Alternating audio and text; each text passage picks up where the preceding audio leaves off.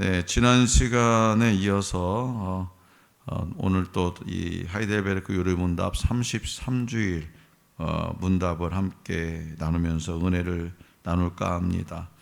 지난 시간에 한번 제 88문 사람이 진정한 회개는 뭐냐 했을 때 옛사람이 죽고 새 사람으로 사는 것. 이 사는 것이라는 새 사람이 되는 것이라고 말하지 않고 새 사람으로 사는 것이라고 답하고 있다. 그래서 이 되는 것과 사는 것의 그 의미는 뭐냐? 존재의 어떤 문제가 아니라 행실의 문제라는 거예요. 사는 것은. 그러니까 그리스도인답게 살아야 되는, 하나님의 자녀답게 살아야 되는 거죠. 이 행실의 문제. 왜냐하면 그리스도와의 연합을 통해서 이미 우리는 존재론적으로 새 사람이 되었기, 새로운 피조물이 되었기 때문에 우리가 이 땅에서 살아가는 건 새 사람의 의미가 아니라 행실로 살아가는 거다 이 말이에요. 그 다음에 89문은 옛사람이 죽는다는 것은 무엇입니까? 하나님을 진노케 한 우리의 죄를 마음으로 슬퍼하고 더욱더 미워하고 피하는 것입니다. 이렇게 고백합니다. 문자 그대로예요. 옛사람이 죽는 것, 내가 죄로부터 멀어진다는 것, 죄를 고백하고 그 죄로부터 이제 멀어지고 피해야 되는 거예요. 죄와 멀리하는 거예요. 그러면 후회하는 것으로만 그치면 진정한 회개가 아니라는 거죠. 진정한 회개는 참된 회개는 뭐냐? 죄를 미워하고 피해야 한다. 그냥 어떤 악한 행위를 하지 않는 정도가 아니라 그것을 경멸하고, 죄를 경멸하고 미워하고 피해야 된다는 거예요.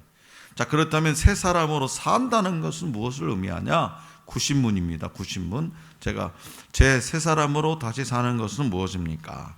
그리스도로 말미암아 하나님 안에서 마음으로 즐거워하고 하나님의 뜻에 따라서 모든 선을 행하며 사는 것을 사랑하고 기뻐하는 것이다. 이렇게 말하는 거예요. 기뻐하고. 그래서 우리 안에는 늘 언제나 즐거움과 기쁨이 있는 그런 삶을 살아내야 된다는 거죠. 그런 삶을.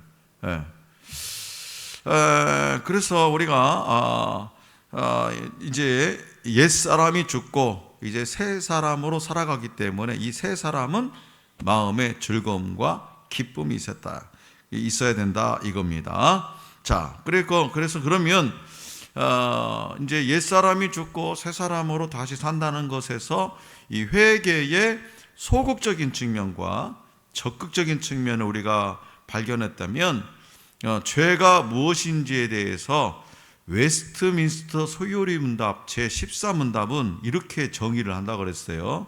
자, 우리는 하이델베르크 요리 문답이고 웨스트민스터 소요리 문답 제14문답은 죄가 무엇이냐 이 질문에 죄는 하나님의 법을 순종함에 부족한 것이나 혹은 그 법을 어기는 것입니다.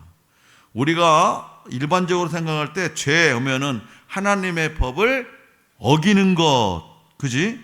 불순종한 것, 요 정도로 우리가 생각하는데 웨스트민스터 소요리 문답 14번은 뭐야? 순종함에 있어서 부족한 것, 이것도 뭐요? 죄라는 거예요.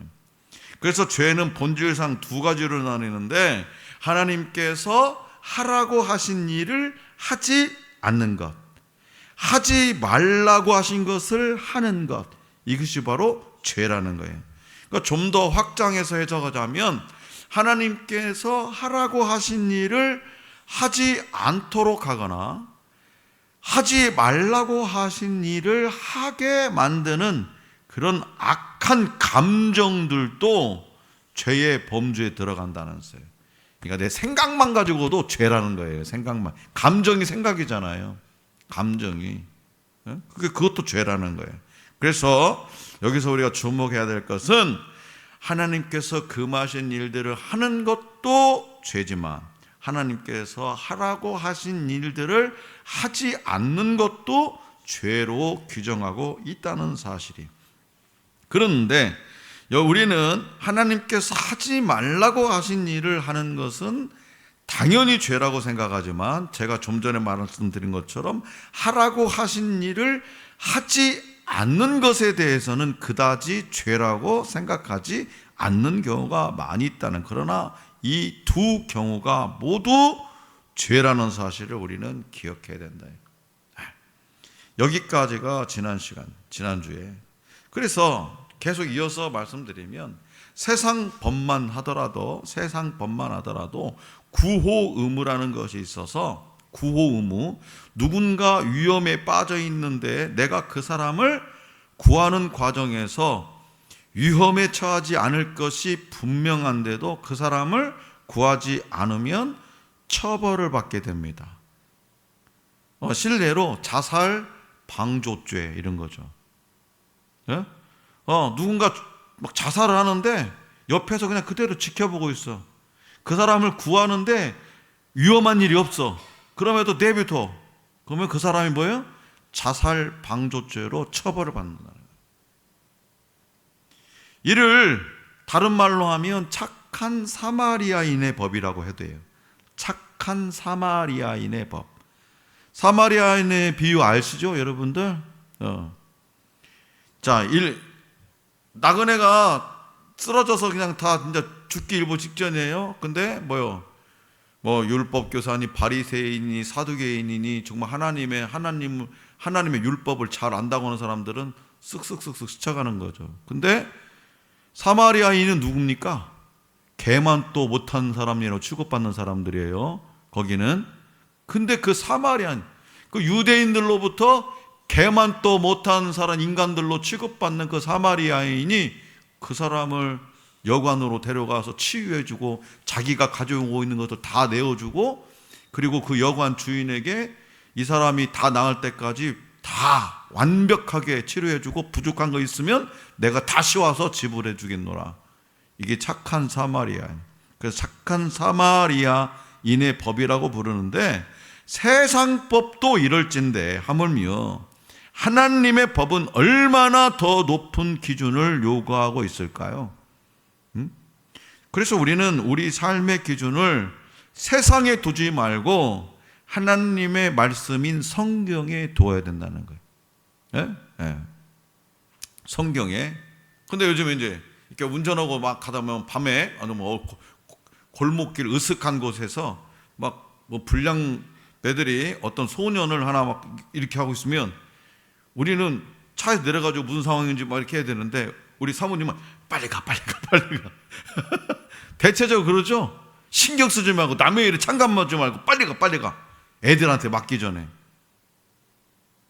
이건 우리가 구호 의무를 저버리는 거예요. 내 힘으로 안 되면 어떤 방법으로든지 그 위험에 처한 사람에게 도움을 줘야 되는 거죠.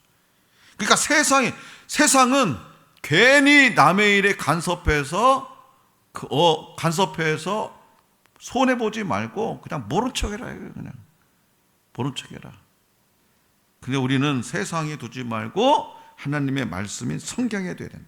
그리고 성경은 세상보다 훨씬 더 높은 도덕적 수준을 요구하고 있다는 사실에 우리는 주목해야 돼요.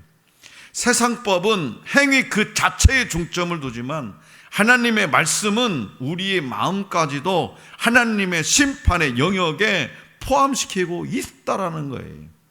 그래서 우리가 오직 은혜로 구원을 받았지만, 그래서 우리의 행위가 구원의 근거가 되지 않지만, 그럼에도 불구하고 선한 행위를 요구하시는 이유는 하나님께서 거룩하시고 우리가 그 거룩하신 하나님의 백성이 되었기 때문에.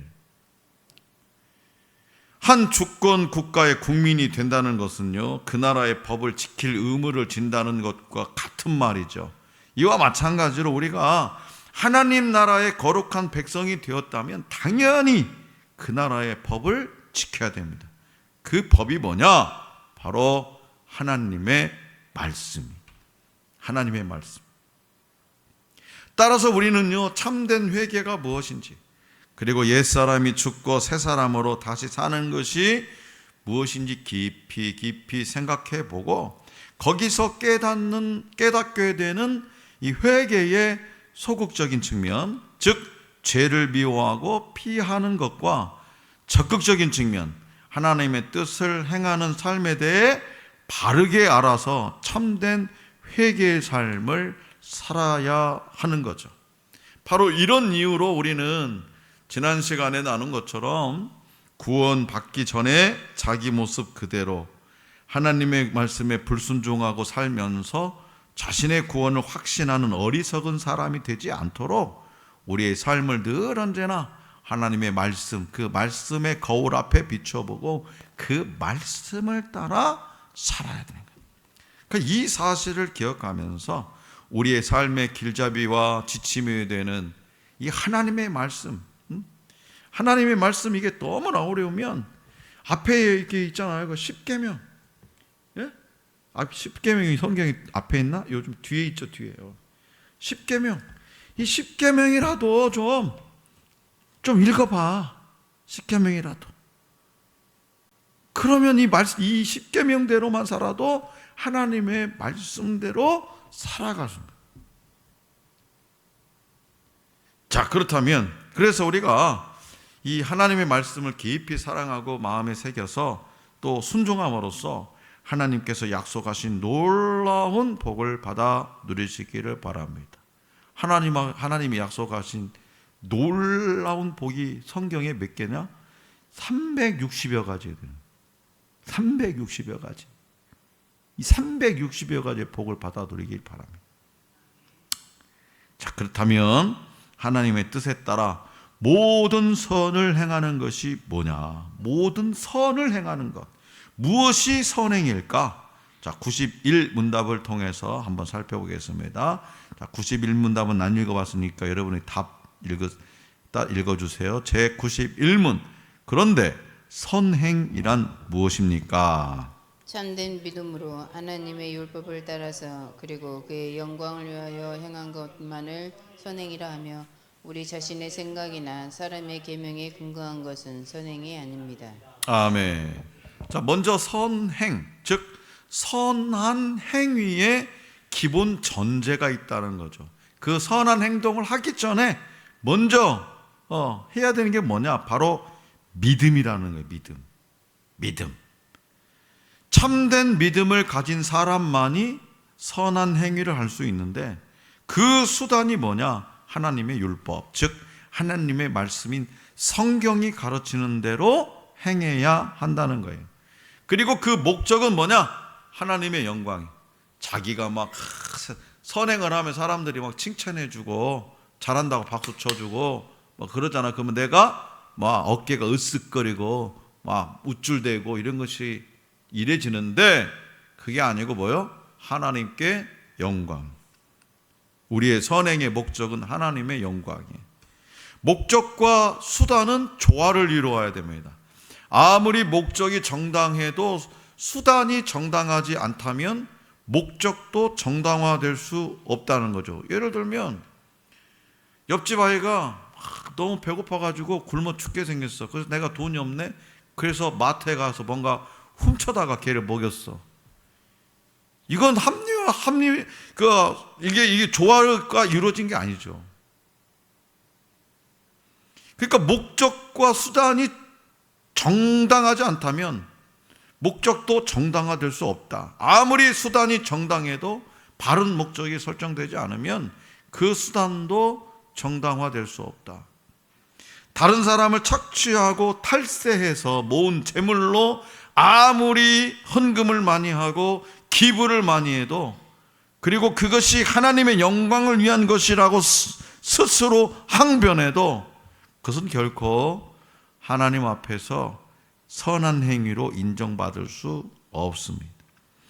아무리 교회에서 신앙생활 열심히 하고 봉사를 열심히 해서 사람들에게 인정받아도 그것이 자기 의를 드러내고 남을 비난하기 위한 목적이라면 나는 이만큼 하는데 왜 저 인간은 요만큼 못하냐? 그렇게 비난하기 위한 목적이라면 그것은 결코 하나님 앞에서 선한 행위로 인정받을 수 없습니다. 근데 이런 분들이 교회 공동체 안에 꽤 많아요. 이 겉으로 드러나는 거 보면은 정말로 존경받을 만해요. 근데 그 사람 입으로 다 까먹어. 행동으로, 공치사. 하나님께 영광을 돌리지 않아. 그런 사람들이 교회에 꽤 많이 존재한다는 거예요. 그게 너무나 슬픈 거예요. 이런 사람들은요, 참된 회개의 삶을 사는 것이 아닙니다.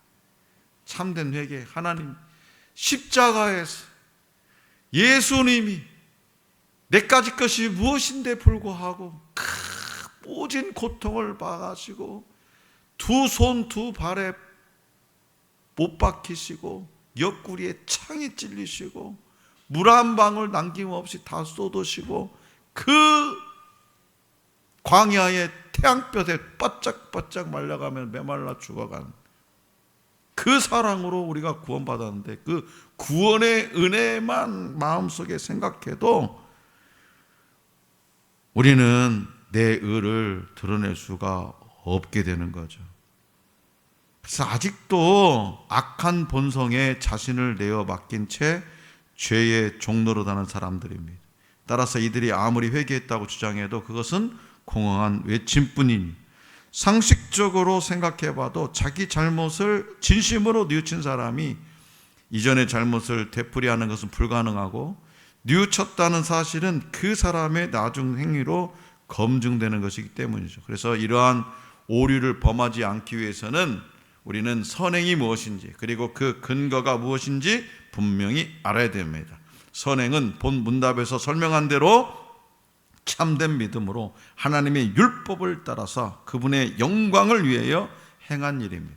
그래서 우리의 생각이나 사람이 만든 계명이 아닌 하나님의 말씀에 근거해서 우리는 이 일을 행해야 되고 따라서 우리는 하나님의 뜻을 알기 위해 그분의 말씀을 열심히 읽고 연구해야 되는 거죠.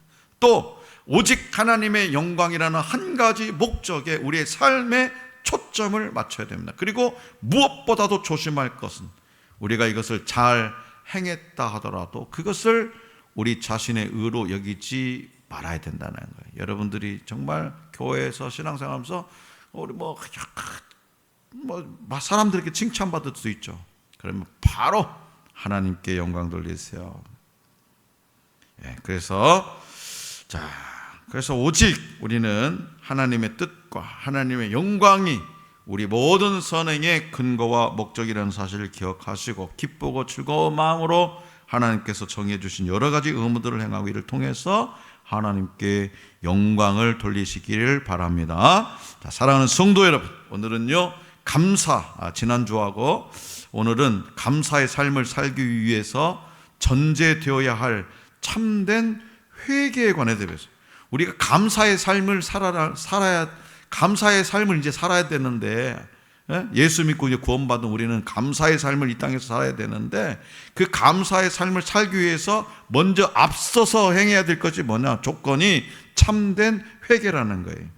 다음 시간부터는요 참된 회개가 전제된 이 감사의 삶을 위한 실천사항의 요약인 10계명에 대해서 배우게 될 겁니다. 그래서 오늘 말씀과 요리분답을 기억하면서 우리 모습을 돌아보는 가운데 죄에게 종노릇하던 옛 행위를 버리고 하나님의 뜻을 기쁜 마음으로 행하는 참된 회개의 삶을 살기로 다짐하고 또한 그렇게 살아갈 능력 주시기를 간구하고 그렇게 살기를 힘쓰며 오직 하나님께 영광을 돌리는 저와 여러분들이 될 수 있기를 간절히 기원합니다.